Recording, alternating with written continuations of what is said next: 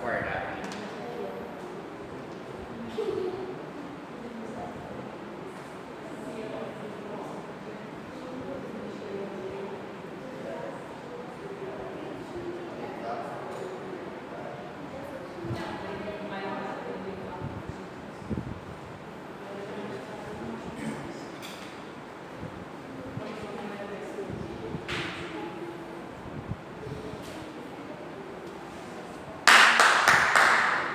Rigorosamente às 9 horas, como os voos da Companhia Azul. Tem que ser. Coloque em pé para nós fazermos uma oração e darmos início à aula. Então. Oremos, irmãos. Pai, nós te agradecemos por estarmos aqui nessa manhã, podermos aprender a tua santa palavra, Senhor, aprender a mensagem do teu evangelho, entender o seu significado e praticá-lo. Que o teu Espírito Santo esteja sobre nossos corações e nossas mentes, iluminando, para que nós possamos, Senhor, compreender, para que nós saibamos, Senhor, qual o motivo da nossa esperança, estejamos prontos para responder àqueles que nos perguntam. Se conosco agora, Senhor, dependemos totalmente de Ti. É a nossa oração e a nossa súplica, no nome do Teu Filho Jesus Cristo. Amém. Pode sentar-se, irmãos. As crianças podem ir lá para a tia Giane. A tia Giane não está aqui agora, mas podem ir lá. Então sigam a sala, que é a mais velha. Vamos recebendo a visita dessa família. Como é o nome do irmão? Akira. Sua filha, sua Esther, Ruth e Simone. Sejam muito bem-vindos, viu? Vão à vontade. Bom, irmãos, como nós estamos estudando o livro do Apocalipse, quem puder sentar aí, André, se puder sentar do lado do irmão para ele acompanhar a revista aí, para a gente fazer outra coisa. Estamos estudando aí o livro do Apocalipse e fizemos a aula passada, uma aula introdutória, né? Uma exposição dos versículos 1, 2 e 3 do capítulo 1, apresentação do livro ali e as bênçãos da leitura do livro. Vamos só fazer uma revisão aqui, só para a gente lembrar. Então, o autor do livro do Apocalipse é João. Aí há muita controvérsia se esse João é o apóstolo João que escreveu o Evangelho e as cartas, que no Evangelho ele é chamado de um discípulo amado, se esse João é um outro João. Por isso, geralmente nas nossas Bíblias, o título do livro é Apocalipse de João o Teólogo, porque há essa dúvida. Porém, alguns testemunhos dos pais antigos da igreja favorecem crer que seja João o apóstolo. Se for assim, ele provavelmente já tinha uns 90 anos de idade nessa época em que ele escreveu o Apocalipse. Ele era um pouco mais jovem do que o Senhor Jesus e os outros apóstolos, então talvez ele tivesse aí por volta de uns 90 anos de idade quando ele escreveu o Apocalipse. Beleza? Depois nós vimos que o assunto principal é a revelação de Jesus Cristo. Então o assunto principal do livro não é o fim do mundo, o assunto principal do livro não é a grande tribulação, o assunto principal do livro não é a besta, o falso profeta, nada disso. O assunto principal do livro é a revelação de Jesus Cristo. Aí nós vimos que isso significa, tem 3 aspectos isso. É a revelação dele, porque é a revelação sobre ele, é a revelação da pessoa e da obra do Senhor Jesus Cristo. É dele porque pertence a ele, né? No versículo 1 diz, revelação de Jesus Cristo que Deus deu para ele. Então é dele, pertence a ele. E é a revelação dele porque é ele quem dá. É ele quem deu a revelação. Revelação no sentido de remover o véu, remover a cortina, mostrar o que estava escondido. Nós vimos também, semana passada, que a escatologia, ou seja, o estudo das últimas coisas, é estudada como escatologia inaugurada, já e ainda não. Então, muita coisa do que nós estudamos em escatologia está para nós no nosso passado, se cumpriu lá na destruição de Jerusalém no ano 70, é o futuro desses leitores, mas para nós já é passado. Mas muita coisa ainda não aconteceu, muita coisa ainda vai acontecer. Por isso que se diz escatologia inaugurada, né? E o termo que geralmente se usa é esse, já e ainda não. Pois nós lemos, também vimos que o livro, no versículo 3 lá, diz que o livro foi escrito para ser lido publicamente, Então não é um livro para leituras particulares. O autor do estudo aqui, o autor do estudo nos dá algumas razões. Primeiro, nem todo mundo naquela época era alfabetizado, muito pelo contrário, uma minoria de pessoas era alfabetizada. Segundo, os livros não eram assim compactos, eles eram rolos de pergaminho, que geralmente era feito em peles de animais, cabras ou ovelhas, e isso era escrito em pergaminho, então ter um volume de um livro era muito complicado. Primeiro, o custo de se ter um rolo de pergaminho, e segundo lugar, o tempo que levava para fazer uma cópia manuscrita. Então, quando essas igrejas, por exemplo, as 7 igrejas que nós vamos estudar hoje, receberam esse rolo de pergaminho com o que o João escreveu, elas imediatamente se reuniam. Por exemplo, a primeira igreja que recebeu lá, Éfeso, imediatamente se reuniram, foi feita uma leitura pública, acredito eu que uma cópia para ficar com a igreja, e essa carta já foi para a igreja seguinte, assim sucessivamente até a igreja de Laodiceia, e aí todas as 7 igrejas ali que estavam destinadas a esse livro. Nós também comentamos, e vamos hoje, estudando as cartas das igrejas, nós vamos ver que não haviam apenas essas 7 igrejas na província da Ásia Menor, que é a atual Turquia hoje. Existiam outras igrejas, tá? Mas estudando aqui o livro, nós vamos entender por que desse número 7 aí nas 7 igrejas. E finalmente, nós vimos lá no finalzinho que o objetivo do livro não é trazer pavor, medo, né, por causa daquelas cenas terríveis que o livro descreve. Muito pelo contrário, o objetivo do livro é trazer a esperança da vitória final de Cristo, o avanço do reino de Deus, o estabelecimento do reino de Deus e a vitória final do povo de Deus. Então esse é o objetivo do livro para nós, ok? Vamos então agora para a lição 2 aqui hoje, lá na página 16 da revista. Quem tem a revista ou quem tem o PDF aí, abre lá. Página 16, nós vamos ler o texto aqui que vai ser exposto. Apocalipse capítulo 1, dos versículos 4 a 20. Quem puder ler para nós, fique à vontade.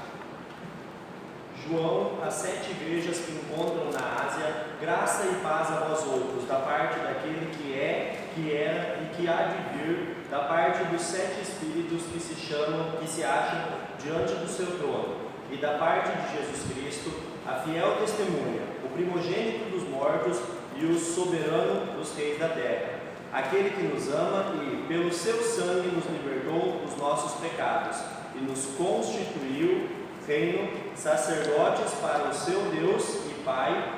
A Ele a glória e o domínio pelos séculos dos séculos. Amém. Eis que vem com as nuvens e todo olho o verá, até quantos o traspassaram, e todas as tribos da terra se lamentarão sobre ele. Certamente. Amém. Eu sou o Alfa e o Ômega, diz o Senhor Deus, aquele que é, que era e que há de vir, o Todo-Poderoso.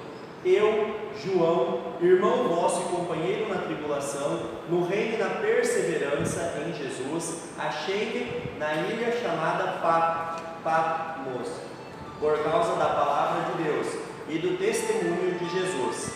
Achei-me em espírito no dia do Senhor, e ouvi por detrás de mim grande voz como de trombeta, dizendo: o que vês, escreve em livro e manda às 7 igrejas: Éfeso, Esmirna, Pérgamo, Tiatira, Sardes, Filadélfia e Laodiceia. Voltei-me para ver quem falava comigo e, voltando, vi 7 candeeiros de ouro. E no meio dos candeeiros, um semelhante a filho de homem, com vestes talares e cingido, à altura do peito, com uma cinta de ouro.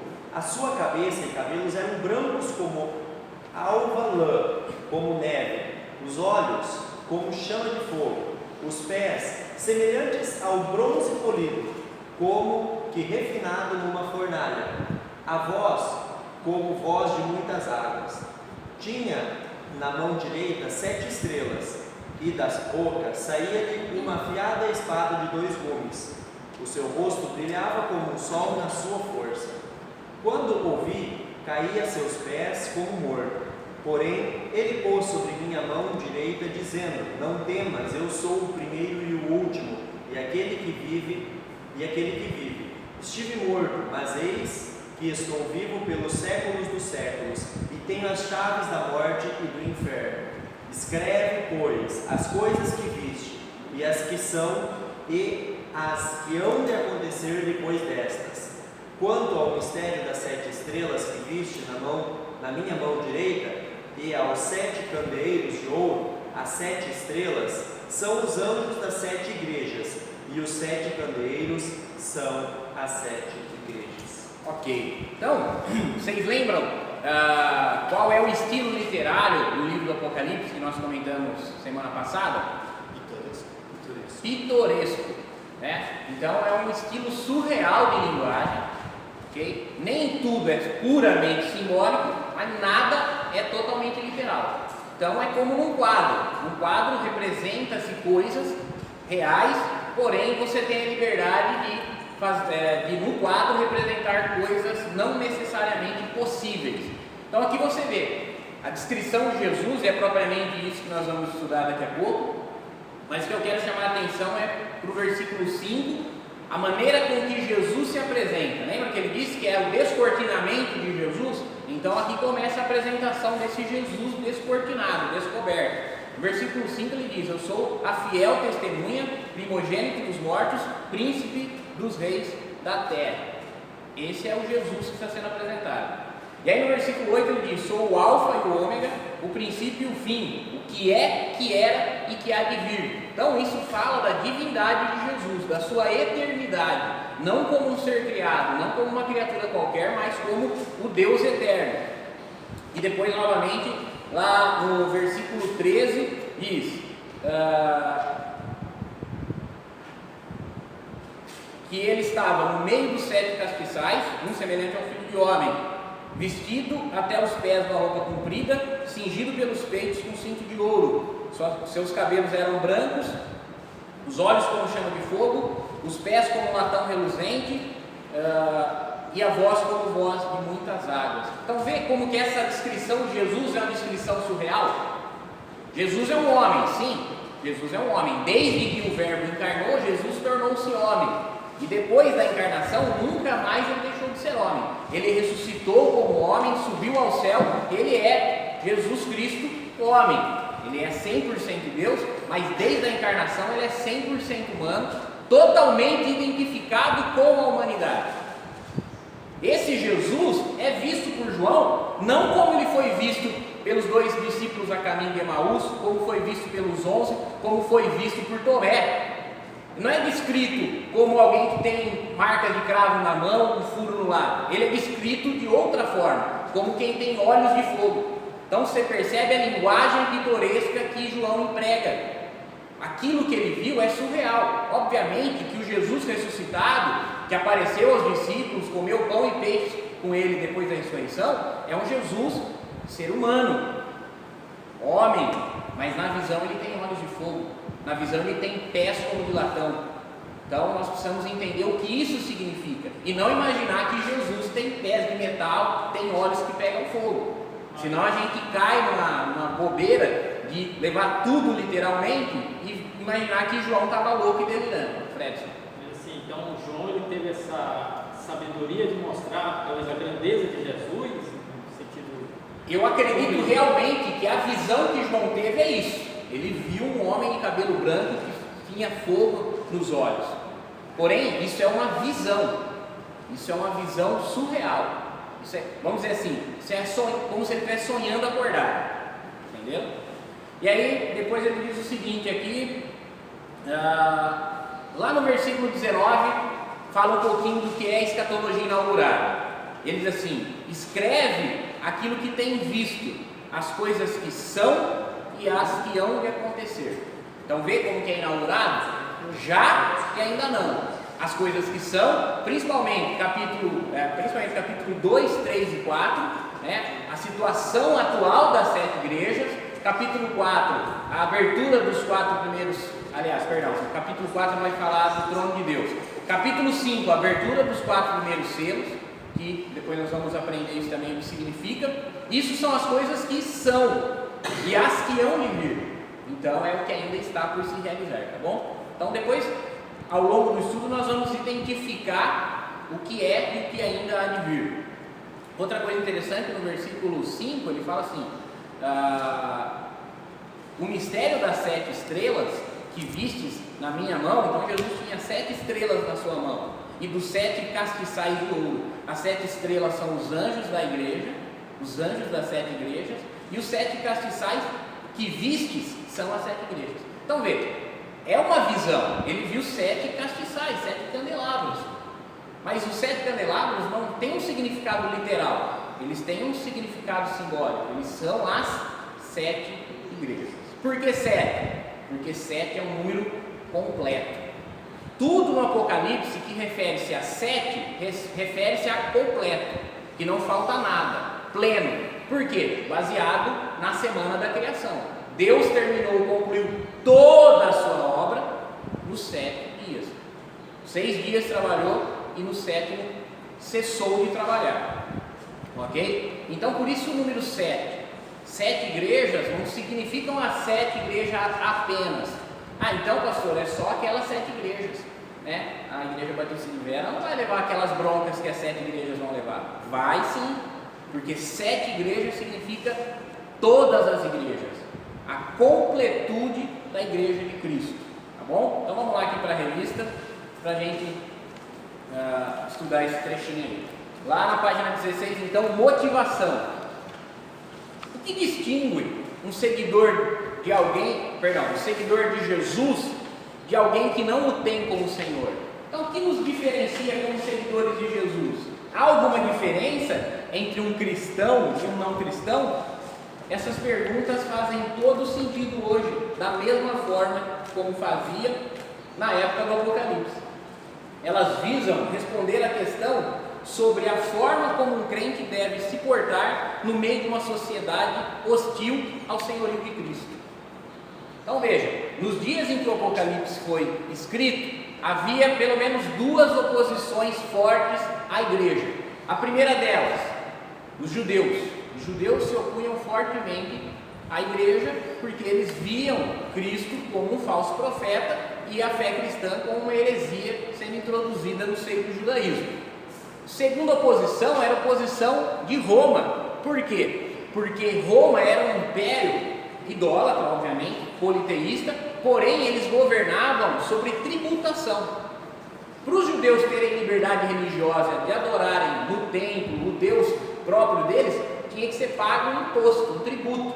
Se esse tributo não fosse pago, você tinha que adorar as divindades do império. E obviamente que os cristãos não adoravam como os judeus, eles adoravam de maneira clandestina. Então eles enfrentavam também essa oposição de Roma, ok? Então o objetivo de nós estudarmos as 7 igrejas é ver como a igreja deve se comportar diante desse tipo de oposição. O mundo é oposto aos valores de Cristo.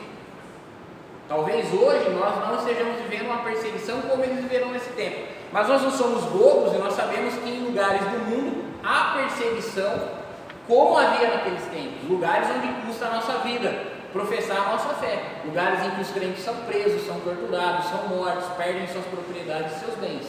Nós no Brasil não temos isso, mas nós temos outro tipo de oposição. Qual é? Uma forte oposição ideológica, principalmente nos dias de hoje a gente vê isso, né? Como eu disse aqui na quarta-feira, se não me engano, se nós formos nos posicionar como cristãos que realmente somos, nós vamos receber aí alguns títulos fundamentalistas, antiquados, etc, etc. Então, nós temos realmente que nos posicionar como cristãos e observando aquilo que Jesus, o recado que Jesus manda a essas igrejas, nós precisamos procurar uma aplicação que nos motive a sermos diferentes do mundo como cristãos. Vamos lá então, o aparecimento do Filho do Homem. Primeira sessão do Apocalipse é intitulada de Sessão das Cartas. São 7 cartas escritas para 7 igrejas da província romana da Ásia. A Ásia aqui, gente, não é o continente asiático, não. A Ásia era o nome de uma província que hoje é a atual Turquia. Então, quando fala Ásia, não pensa na China, na Mongólia, nada disso, tá? A Ásia é a Turquia. A revista aqui até fala, né? Parte do que é atualmente a liturgia.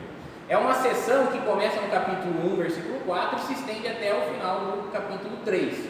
As cartas, especificamente, estão no capítulo 2 e 3, que já antes João narra para aqueles que ouvem o Apocalipse o seu encontro com Jesus.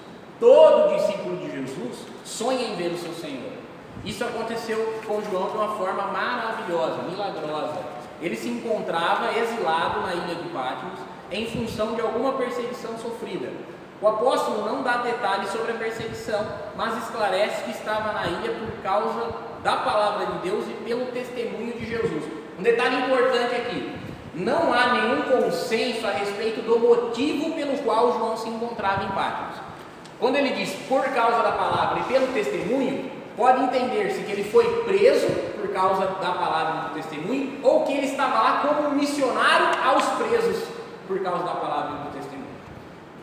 Eu estou lá por causa da palavra e do testemunho de Jesus, ou seja, eu estou lá pregando e dando testemunho aos cristãos que foram presos, ou eu fui preso por causa da palavra e do testemunho, então não há certeza quanto a isso. Naquele lugar isolado e desolado, João foi arrebatado no Espírito no dia do Senhor para ver o Filho do Homem. Interessante essa expressão, achei-me em Espírito, ou fui arrebatado em Espírito no dia do Senhor. Essa palavra, essa expressão no dia do Senhor, é a palavra grega Kyriake e Metera, que significa o dia que pertence ao Senhor. A tradução do grego Kyriake e Metera para latim é Dominica Dei. E a transliteração do latim para o português é domingo. Então, João foi arrebatado no primeiro dia da semana, no domingo, ok? Mas as traduções costumam trazer só como no dia do Senhor. Porém, nosso dia hoje, domingo, chama-se domingo por causa dessa expressão. O dia que pertence ao Senhor. Kyriake e Metera, Dominica Dei, que significa domingo para nós, tá bom? Só uma curiosidade para a gente estar aprendendo. A expressão Filho do Homem foi usada frequentemente por Jesus durante o seu ministério. Sem mesmo olhar os demais evangelhos, essas passagens de Mateus indicam que essa era a forma preferida de se auto-intitular. Então segue umas referências aqui em que Jesus chama-se de Filho do Homem.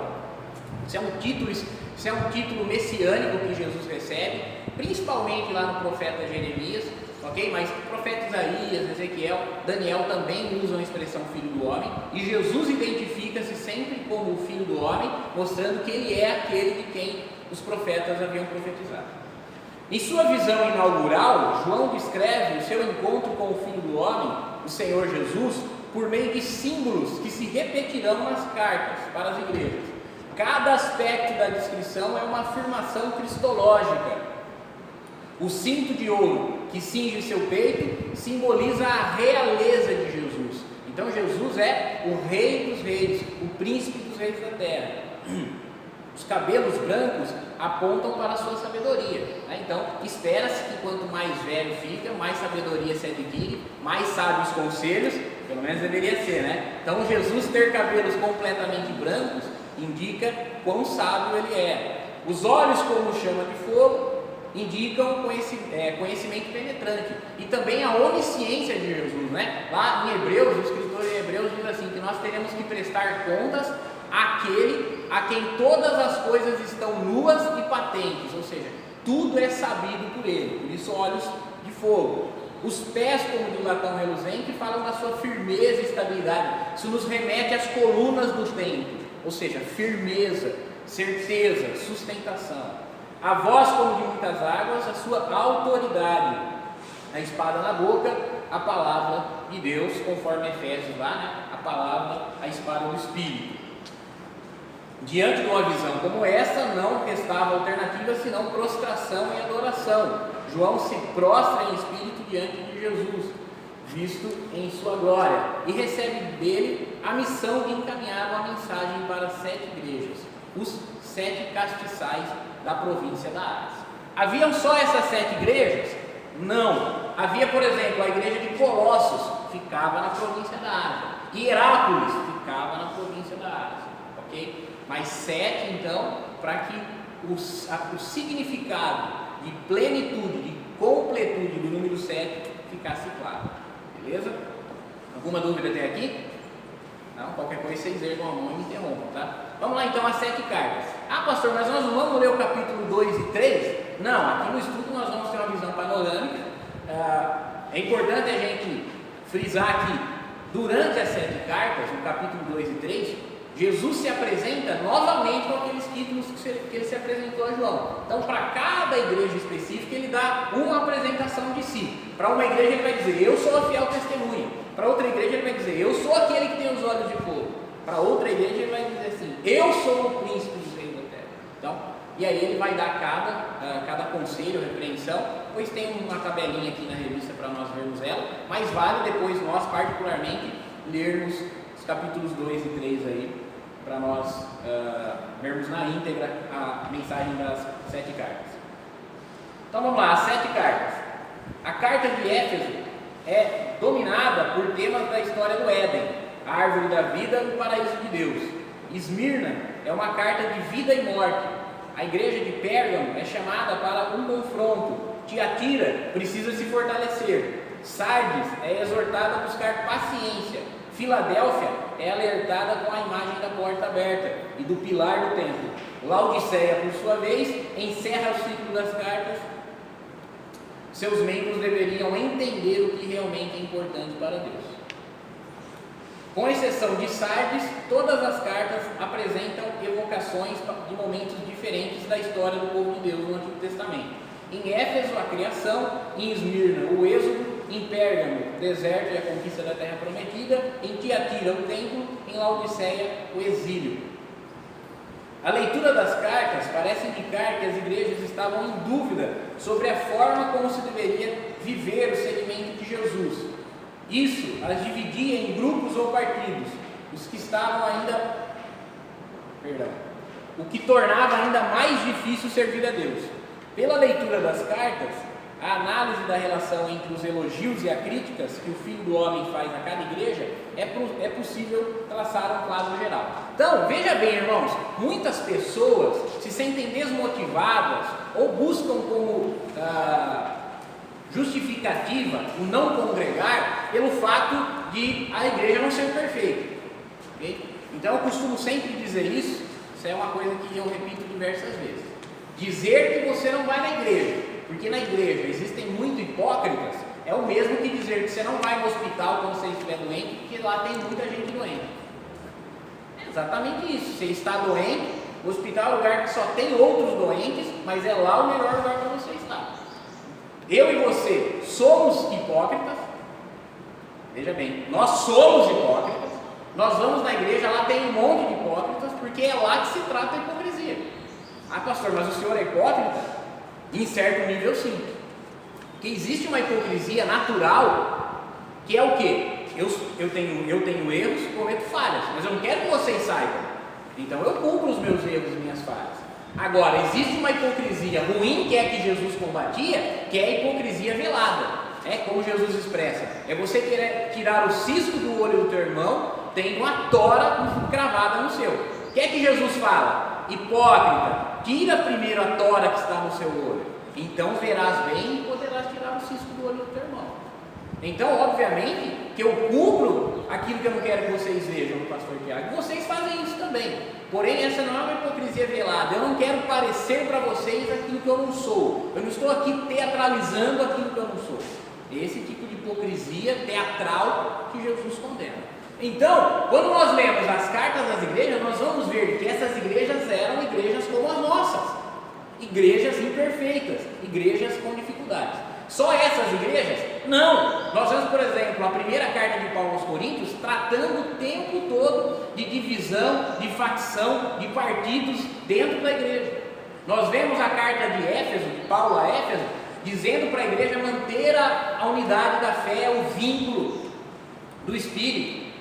Então, o que nós vemos hoje nas igrejas não é nenhuma novidade do século XXI. É aquilo que a igreja de Jesus sofre desde sempre. Não temos que nos conformar a ver pessoas hipócritas, a ver divisão no seio da igreja. Nós precisamos confrontar isso, como Paulo confrontou Coríntio, como ele advertiu Éfeso, como João está aqui confrontando as igrejas. mas nós não devemos achar que isso é motivo para desistirmos. Mesmo nas piores igrejas aqui do Apocalipse, havia um remanescente fiel. E é a esses que Jesus ainda chama meus filhinhos, minha igreja.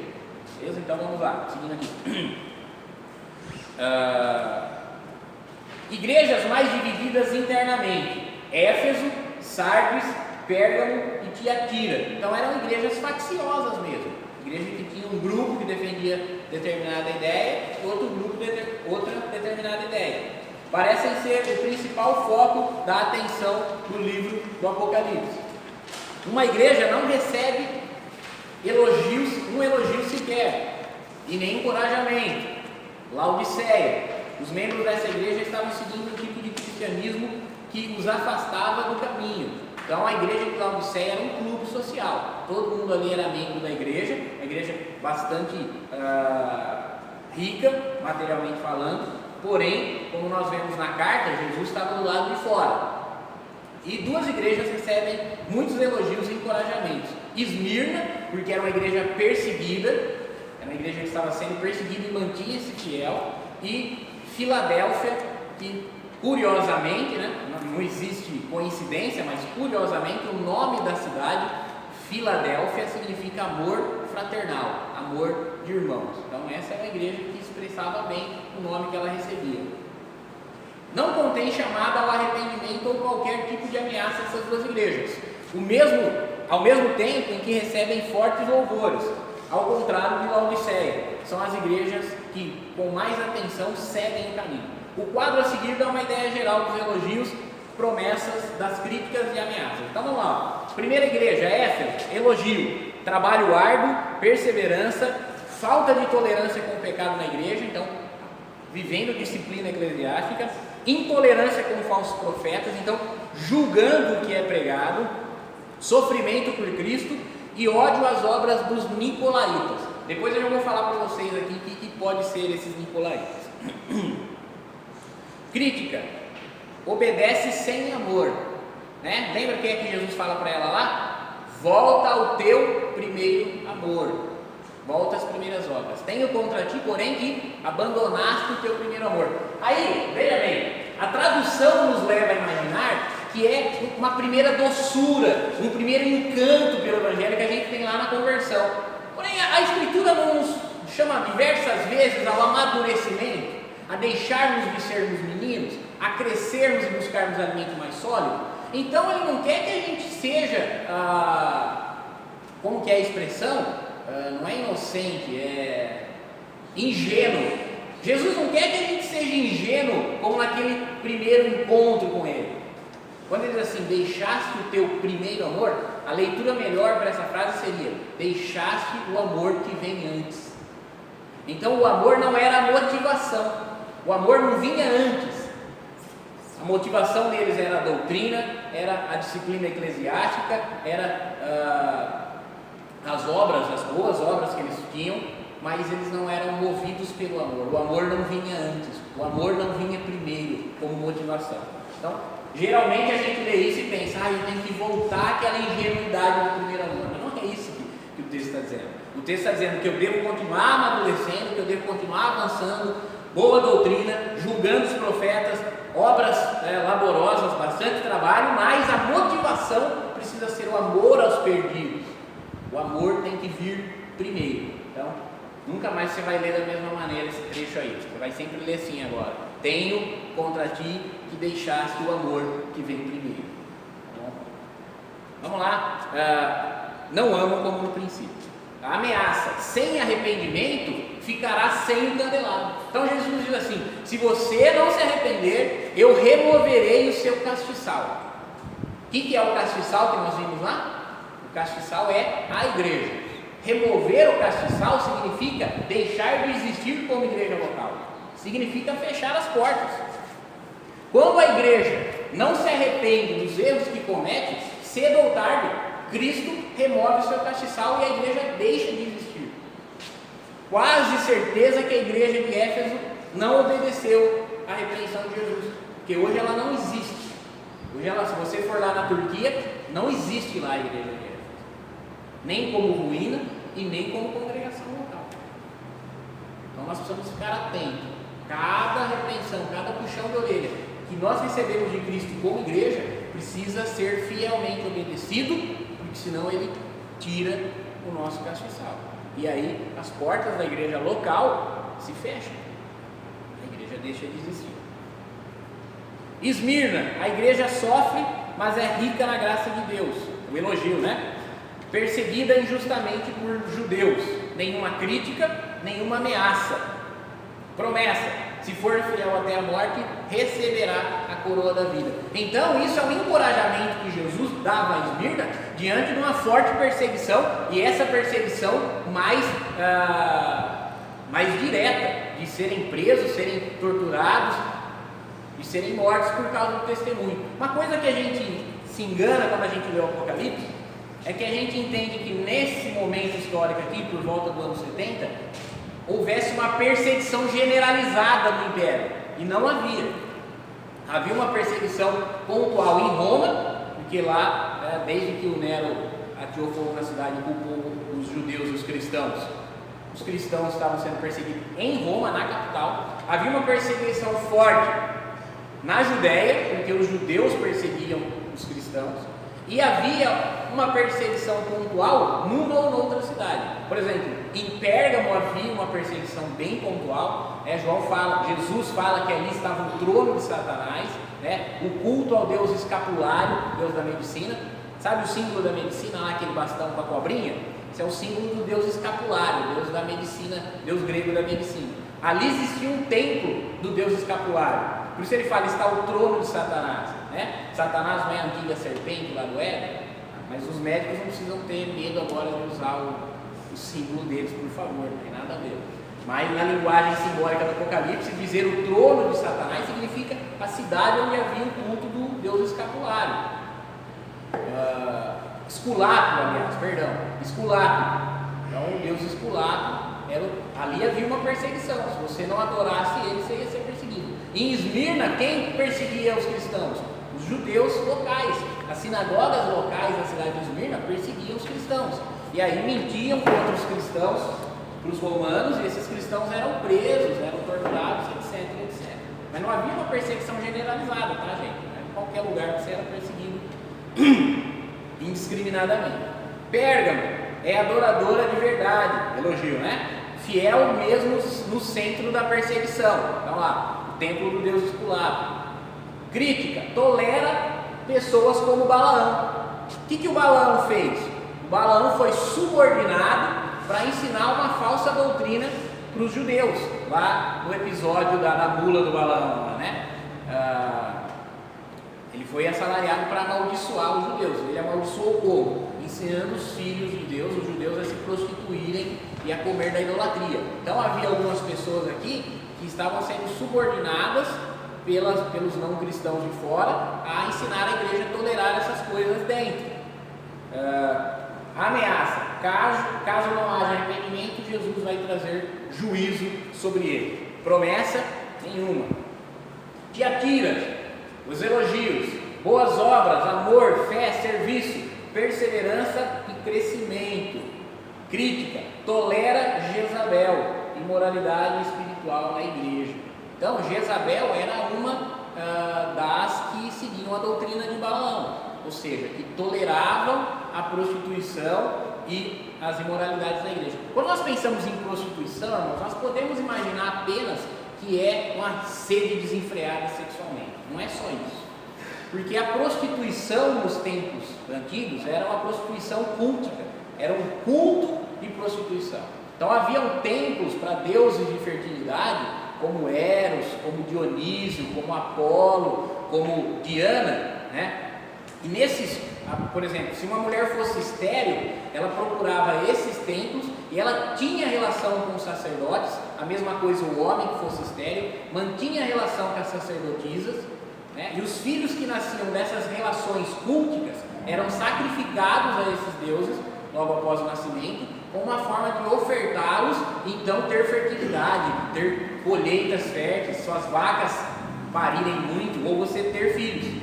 Então, quando diz que tolerava a prostituição imoralidade sexual, significa que as pessoas que eram membros dessa igreja continuavam frequentando, né, essas religiões em busca desses cultos para ter boas lavouras, para ter um gado bem fértil, etc, etc.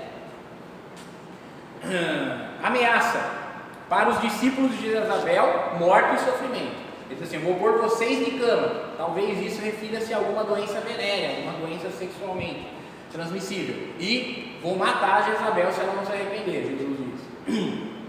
Talvez Jezabel não fosse o nome da mulher aqui, tá? Talvez Jezabel aqui seja o nome que Jesus aplica, referindo-se àquela Jezabel do livro de Reis. As promessas para os que não seguem Jezabel, autoridade sobre as nações. Sardes, os elogios. Alguns não se contaminaram, então remanescente em Sardes. Crítica, parece viva, mas não tem vida. É uma igreja apática, é uma igreja que não é relevante na sociedade. A gente sempre se pergunta, se hoje a gente decidisse dissolver essa comunidade, fechar a igreja Batista de Vera, a Vera ia sentir falta dessa igreja? Se sim, ótimo, nós somos uma igreja relevante. Se não, vamos prestar atenção aqui no que é que Jesus está falando para Sardes. É uma igreja apática, está na cidade, está na sociedade, mas não causa impacto social nenhum.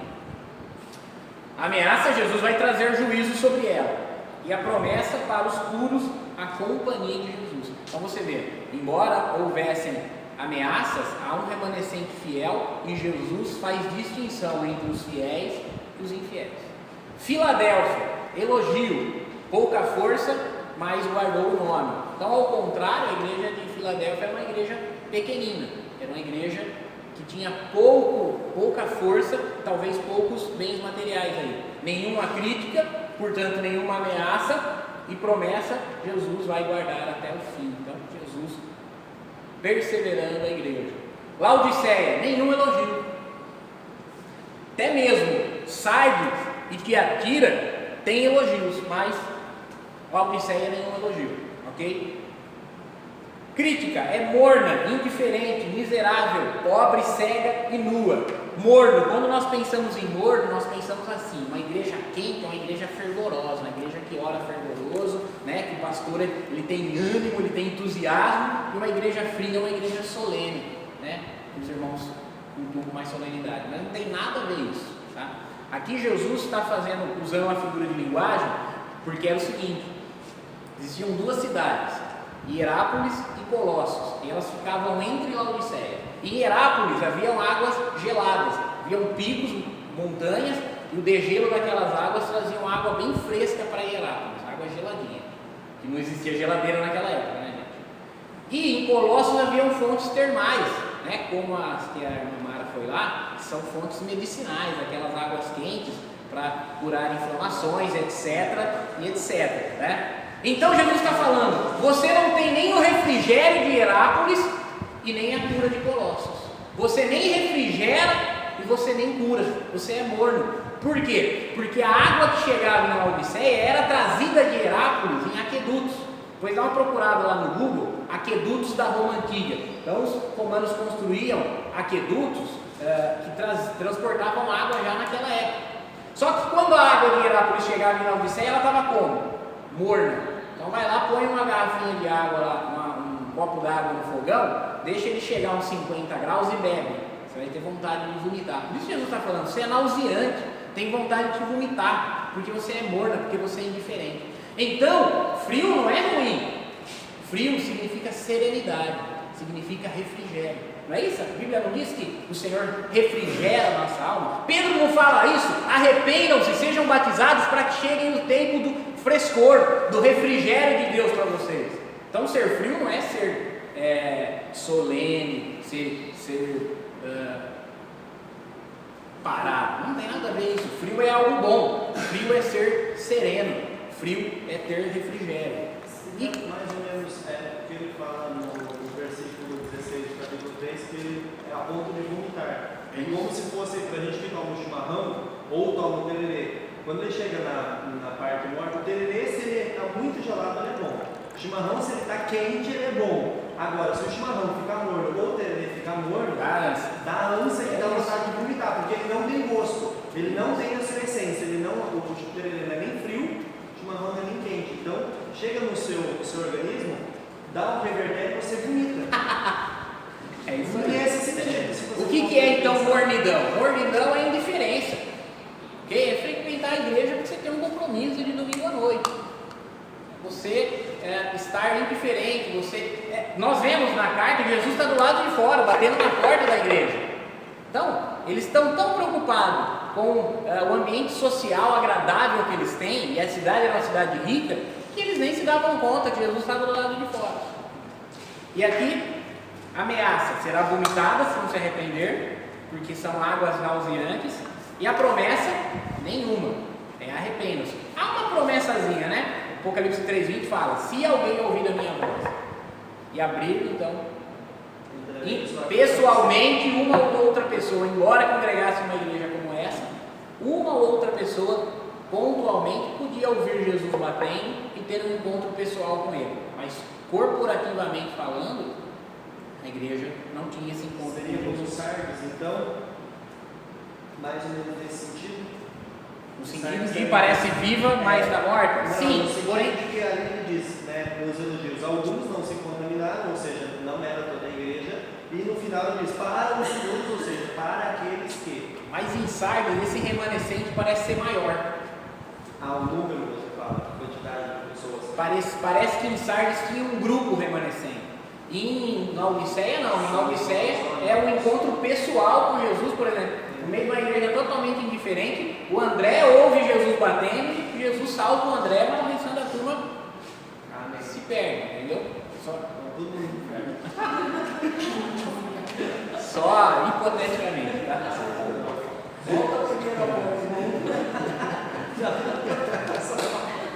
Vamos na sequência aqui então.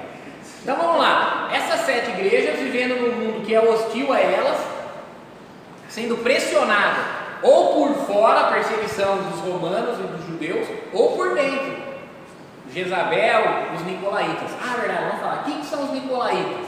Aí há uma série de possibilidades. Algumas pessoas acreditam que o Nicolau, o prosélito de Antioquia, lembra aquele um dos diáconos? Ele era um herege, ensinou algumas doutrinas erradas e os nicolaítas seguiam essas heresias.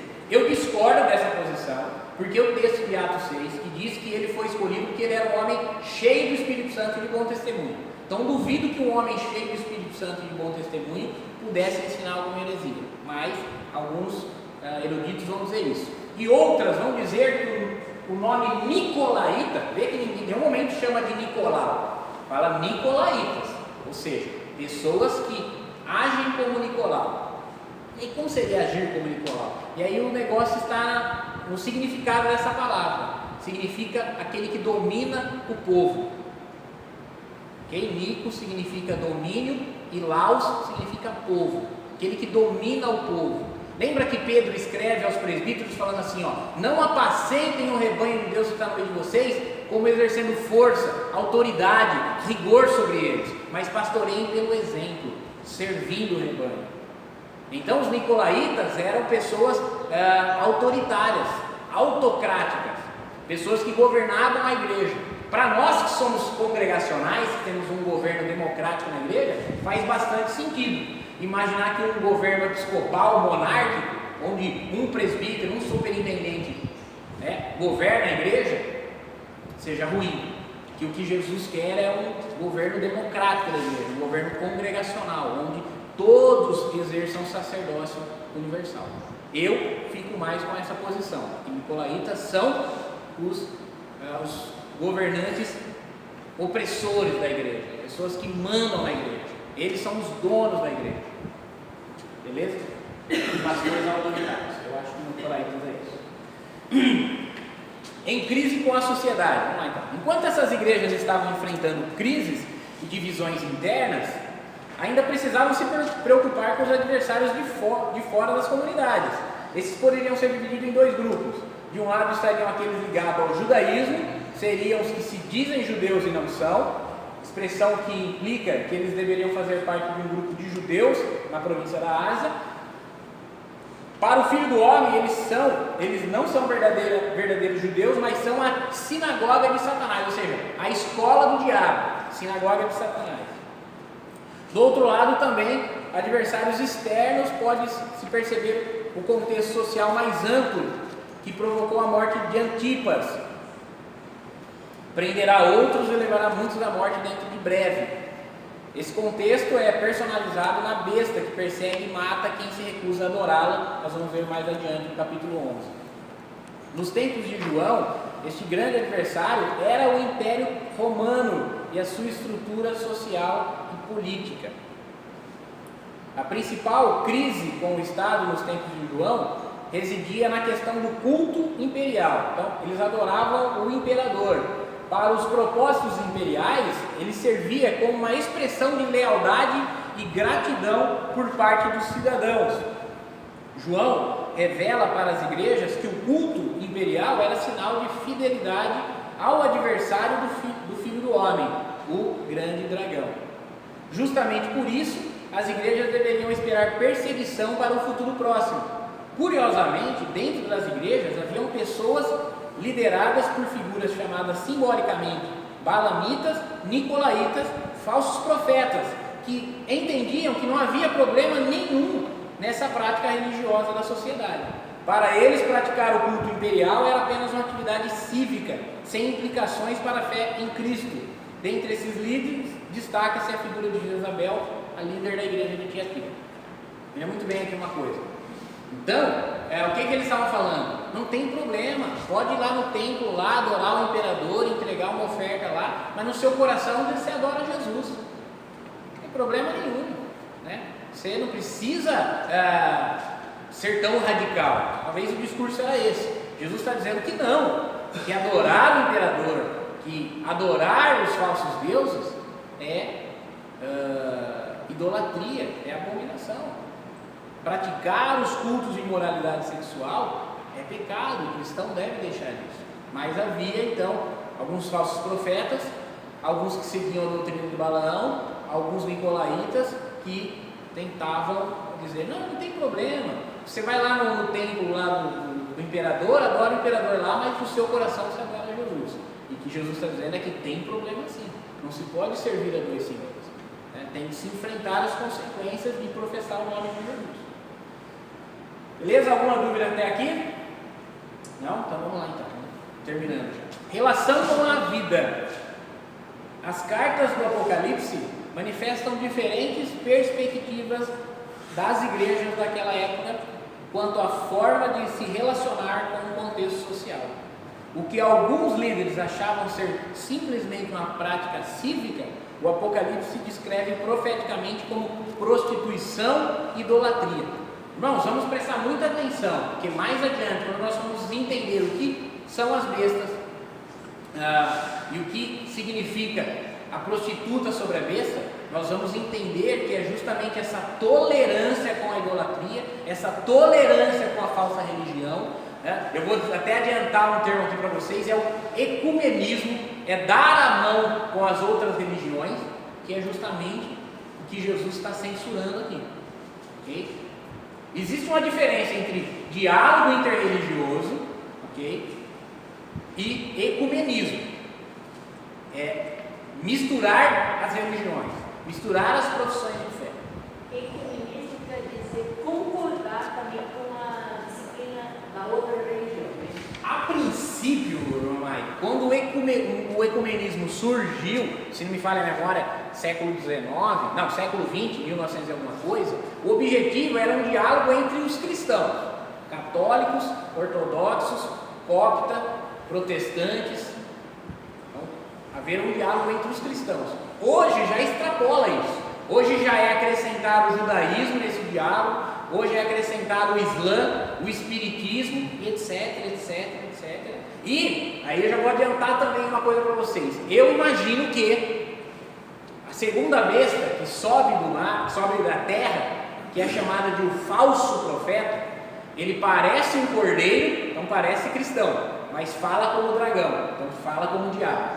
Eu acredito que isso seja uma falsa religião global, um ecumenismo.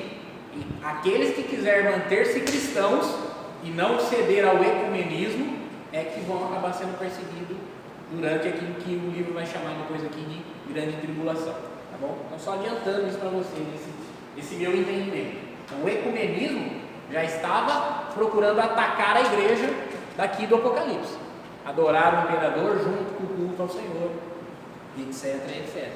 Cultos de imoralidade junto com o culto verdadeiro. Então a igreja está sendo chamada a confrontar isso, a não aceitar isso. Okay? Isso nos indica a forma como Jesus deseja que seus filhos vivam no mundo. Ele nos manda agir na sociedade como sal da terra e luz do mundo. Não é para fugir do mundo, mas agir nele sem assumir os seus valores, as suas práticas e as suas ambições. Então Jesus disse lá em João 17, eles estão no mundo, mas não são do mundo, como eu do mundo não sou. Então o que a gente considera seitas não vai ser perseguido, é isso?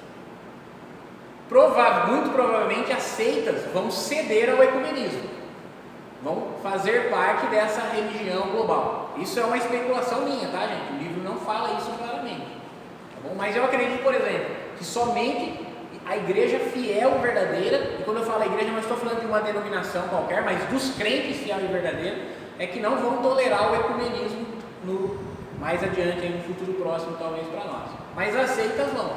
Bom, as seitas, não tem problema nenhum. Duvido muito que um sectário, um falso crente, vai querer ser morto por causa da produção de fé dele. Provavelmente ele vai ceder aí e, peraí, vamos adorar todo mundo aí junto com o falso profeta. Vamos adorar a besta, né? Vamos adorar a primeira besta e não tem problema nenhum. Há elementos da sociedade que são irreconciliáveis com o seguimento de Jesus, como a corrupção, a ganância, o prazer a qualquer custo. Eu vou acrescentar aqui a ideologia de gênero, etc, etc. São coisas mais atuais para nós aqui.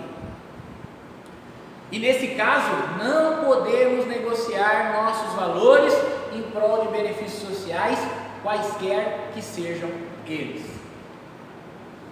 Não podemos tolerar a falsa doutrina, a imoralidade, porque nós queremos ser aceitos por eles. Não podemos tolerar isso porque nós queremos ser bem vistos por eles. Nós queremos ser bem vistos por Cristo, mesmo que nos custe perseguição. Para pensar e agir, Jesus andou entre nós durante seu ministério, manifestando no corpo cansaço, fome, dor, angústia. Perdi a leitura aí. Ok. Após a ressurreição, entretanto, ele está glorificado em todo o seu esplendor no céu.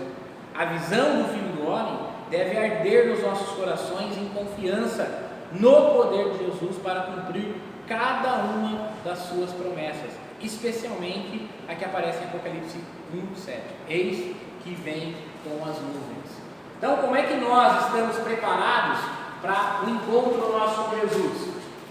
Se ele viesse hoje, gostaria que ele viesse antes que essa aula acabasse. E aí? Como nós estamos? Estamos como Esmirna, sofredores, mas perseverantes? Estamos como Filadélfia, em verdadeiro amor fraternal? Ou nós estamos como Sardes, como Laodiceia? Nós estamos tolerando o pecado, vivendo de maneira apática, morna, indiferente, praticando o evangelho social para ser mais uma associação, mais um CNPJ na cidade.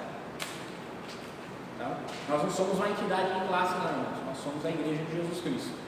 Vamos lá aqui responder as perguntas. Então, como eu disse para vocês já, as perguntas são perguntas de revisão, tá? Tem nenhuma pergunta doutrinária demais, teológica demais. Tudo que nós vimos na revista pode ser respondido aqui. Então, vai lá. Número 1, podem já escrever no caderno, nós vamos respondendo junto. Descreva o aspecto de Jesus visto por João em Apocalipse e o que isso significa. Então, está aí na revista. Tá? No primeiro subtítulo ele fala qual é a descrição que ele dá de Jesus e o significado dessa descrição. A segunda pergunta aí: quais são as 7 igrejas a quem João escreveu as cartas que estão no Apocalipse? Também está facinho aí, dá para olhar na tabela lá. Quais igrejas não receberam críticas ou ameaças de Jesus? Qual igreja não recebe elogios? E a pergunta 4: o que as cartas das 7 ensinam sobre a igreja hoje. Né? Quando nós lemos Jesus elogiando, encorajando, criticando, ameaçando e prometendo às igrejas, o que é que pode ser aplicado para nós hoje? O que isso tem a ver com a nossa vida hoje como cristãos? Vamos lá responder a primeira aqui então? Escreva o aspecto de Jesus visto por João.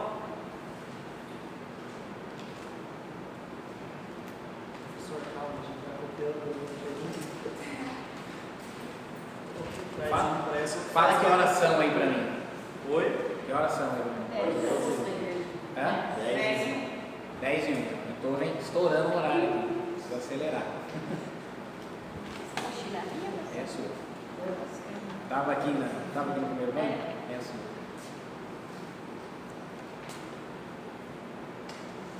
Então vai, enquanto o pessoal copia aí, alguém tem alguma pergunta que não seja essas 4? Alguma dúvida que queira tirar a respeito do que nós conversamos hoje? Não? Eu tenho, mas eu vou primeiro copiar. Que bacana. Além do André que vai fazer uma pergunta depois que acabar de copiar, ninguém tem nada? Comentário, uma dúvida? O aspecto é que eu sou o cinto, essas coisas? Isso, o cinto, o cabelo branco, etc. Pastor, tipo assim, como fala da religião que vai se tornar uma só, digamos, as outras que tiverem ser perseguidas, também se tornará uma moeda só, né? O mundo, né? Tipo, você vai ter, digamos, como se fosse um governo só também, né? Que fala o Apocalipse, né? Quando nós formos falar propriamente da besta, eu vou falar disso, mas, por exemplo, quando a gente fala da besta que sobe do mar, que é a primeira besta, geralmente as pessoas associam ela ao anticristo. E aí o que você pensa quando você pensa no anticristo? Uma pessoa, né? Até se você já assistiu os filmes lá, Megiddo, Deixado para Trás, você acha que é uma pessoa que tem o Satanás dentro dela. Porém, se a gente for comparar as visões de João com as visões de Daniel, por exemplo, quando Daniel vê a primeira besta, ele vê Nabucodonosor? Não, ele vê a Babilônia. A Babilônia só teve Nabucodonosor como rei? Não. Ele teve 3 reis antes de ser destruído pelos Medo-Persas. A segunda besta, a segunda fera, o segundo animal que João vê é os impérios da Média e da Pérsia. Ele viu Dario ou Ciro ou outro rei, Artaxerxes? Não, ele viu o Império Persa. Quando ele vê a terceira besta, ele viu o Alexandre o Grande? Não, ele viu o Império Macedônio. Quando ele viu a quarta besta, que era uma besta de 7 cabeças, um dragão de 7 cabeças, ele viu Nero, ele viu Vespasiano, viu César Augusto? Não, ele viu o Império Romano. Então assim, existe um anticristo? Existe. Paulo fala que existe o homem do pecado, o filho da perdição, mas esse anticristo, ele é o representante da besta, do império que ela representa. Seja um império global ou um império, não precisa ser um império global. Roma não dominava o mundo inteiro, mas dominava todo o mundo conhecido. O mundo onde a igreja estava inserida era dominado por Roma. A Roma não chegou na Índia, Roma não chegou na China. Entendeu? Então, não necessariamente vai haver um império global, né, como um governo de nações centralizado no mundo. Certamente vai existir focos de resistência ao longo do mundo, tá? Mas vai existir um império muito grande. Mas vai existir união dos países por a paz plena. Isso, as pessoas que extrapolam esse significado vão atribuir isso para a ONU, União Europeia, coisa do gênero, entendeu? Mas sim, a besta tem 7 cabeças, significa 7 é completo, então significa que é uma confederação completa, 10 chifres, depois o texto vai dizer que são 10 reis, então é uma confederação, são 10 governos que formam uma aliança, e tem poder para racionar alimento, para se você não adora a besta, você não poder comprar e vender. Okay? Tem esse poder. E a segunda besta, que é o falso profeta, leva as pessoas a adorar a primeira besta. Por isso eu acredito que a segunda besta é o ecumenismo, é uma religião que faz as pessoas adorarem a primeira besta. Você tem pergunta aí? A pergunta que eu vou fazer é, no contexto assim, geral, ele manda as cartas às 7 igrejas, mas no capítulo, por vezes, ele se volta às 12 tribos de Judá, né, os 24 nações e as 12 tribos de Judá. Nessa época, onde foi escrito, essas 12 tribos já não existiam mais? Ou por que foi dado ênfase somente nessas 7 igrejas? Somente pelo número, que é o número Só pelo 7? 7. Só pelo 7. Havia outras igrejas ali na Turquia, mas 7 significa completo. Por causa do número, ele menciona só essas 7. Agora eu vou fazer uma pergunta bem assim descrente. Por que o 7? Porque nas tribos ele coloca 12 em vez de 7? É totalmente diferente o significado dos números. 12 é porque o Jacó teve 12 filhos. Então 12 tem um significado especial para os judeus, porque 12 é um número que lembra eles a aliança de Deus com Abraão, Isaac e Jacó, que fica expressa nos 7 filhos de Jacó. Aliás, os 12 patriarcas, 12 filhos.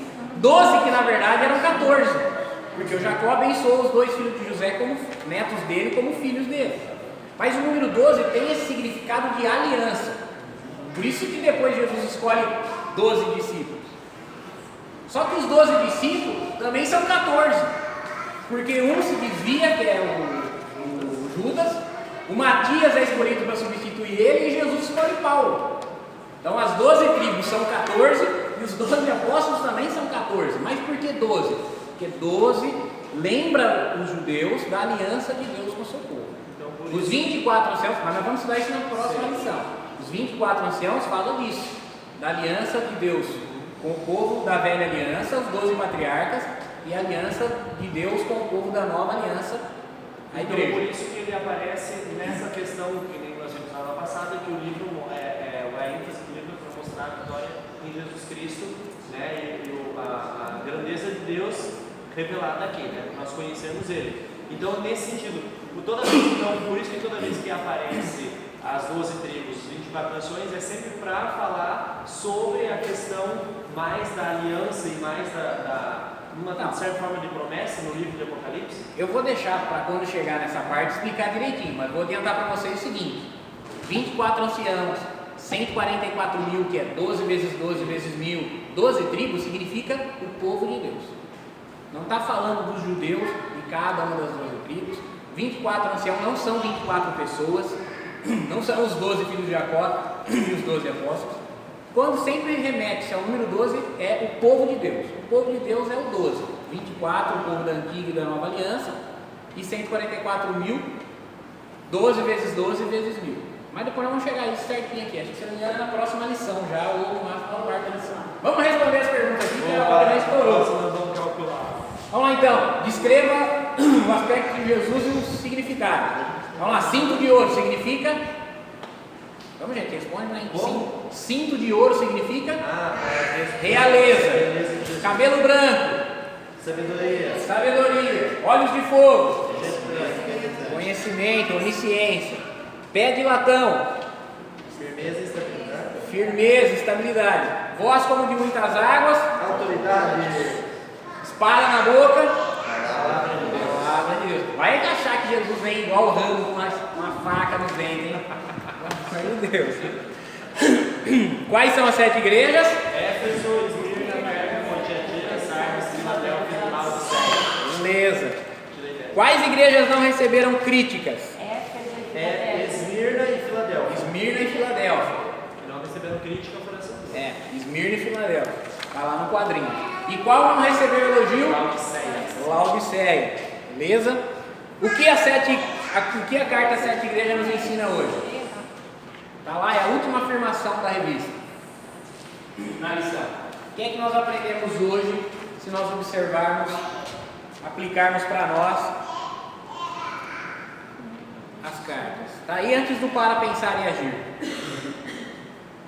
Pode transcrever essa frase aí. Não podemos negociar os nossos valores em prol de benefício social, qualquer que ele seja. Não podemos negociar os valores cristãos por causa de qualquer status que nós tenhamos, por causa de qualquer privilégio ou com medo de qualquer perseguição e ameaça que venha do homem. Ok? É isso que as 7 cartas nos ensinam. Se a gente ficar pensando em olho pegando fogo, castiçal de ouro, a gente não vai entender o que é que Jesus está falando. Jesus está falando, vocês têm oposição externa, ok? Do governo, no caso deles era Roma, nós hoje é o governo do mundo, desse mundo. Vocês têm oposição interna, que são as heresias, os falsos ensinos, os falsos profetas.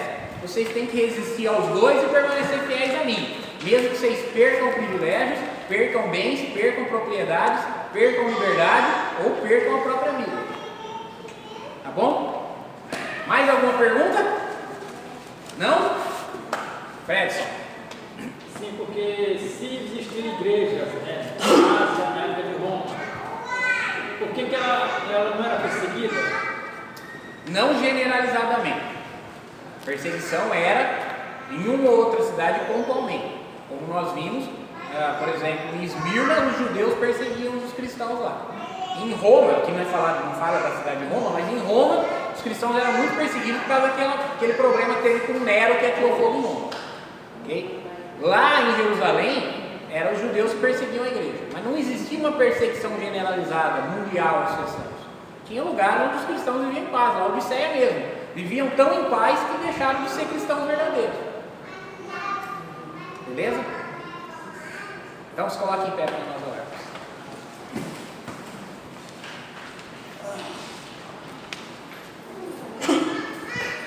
Feche seus olhos, irmãos, vamos orar nesse momento. Pai, te damos graças. Senhor, eu te peço, aplica a mensagem da tua palavra aos nossos corações. Que nós possamos ser fiéis ao teu evangelho, fiéis, meu Deus, à tua palavra, custe-nos o que custar. Fortalece-nos, Senhor, encoraja-nos para que nós possamos avançar e estabelecer o seu reino. Senhor, abençoe as nossas vidas, que cada dia mais a gente possa estudar a tua palavra com reverência e buscando compreendê-la, praticá-la. Agora eu te peço, abençoe esses meus irmãos. Senhor, abençoe o nosso domingo, o almoço que teremos logo mais. Senhor, o culto que prestaremos a Ti hoje à noite. É a nossa oração, a nossa súplica que fazemos a Ti. No nome do Teu Filho Jesus Cristo. Amém. Amém e amém. A aula está encerrada, irmãos. Deus abençoe.